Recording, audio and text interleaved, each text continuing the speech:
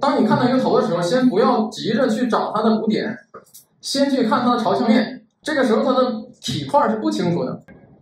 感受一下它的正面在什么位置，侧面在什么位置，它是一个抬起来的。也就是说，这个体块可以这么去概括，这是它的正面和侧面。但有这样的分析，才能够把这个人的体块概括出来。不然的话，你判断不好朝向，然后在这个动态下，近处的这个肩高，远处的这个肩低，那么也就是说，胸腔这个方块，远处的这边要落下来，它是往起抬的，所以说整体的倾斜下面是抬起来的。骨盆胯这个位置是一个反向，根据它左右对称点位高低关系，判断一下它的这个倾斜角度，把它变成一个方块。其实这个方块跟人体本身的造型关系并不大，只是最初的对体块的朝向，它在空间中的状态这样的一个判断。头正面能看到多少，侧面能看到多少，它是往起抬的，能看到底面能看到多少。空间中的状态通过这个体块，通过这个小方块把它体现出来。然后骨盆这个胸腔也是相同的道理。然后看到这个腿，这边的这个大腿是往外抬的，往外抬的能看到什么？能看到它的底面，也就是说这个柱体是这样的，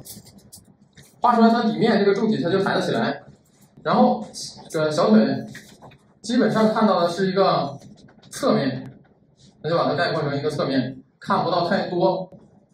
横截面，可以稍微的给它带上一点点，让它看起来有体积感一点。膝关节概括成一个小方块，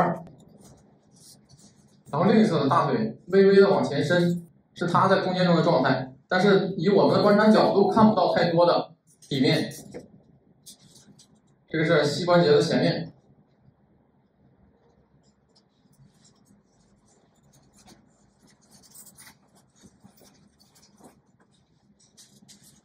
脚呢简化一点，先不要管它太多的结构。这边肩头看不到那个球了，我们还是先以这个手臂的柱体为主，先把手臂的柱体画出来。这个角度看到的手臂呢比较短，那它的横截面就要相对更圆。前臂也是手大概稍微概括一下就行。后面这个呢看不到太多，但是呢能看到一个圆柱，它是朝向后边的。朝向后边的话呢，后边的这里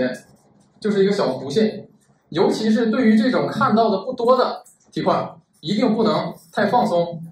看到的不管它多少，你都要把它画清楚，哪怕它只露出来这么一点点，你要把这一点结构给它画清楚。这是正面脸的中线，胸腔的中线，骨盆的中线。然后我们可以在柱体上面做一些横断线，辅助交代它体积朝向。这个我们在上周画体块的时候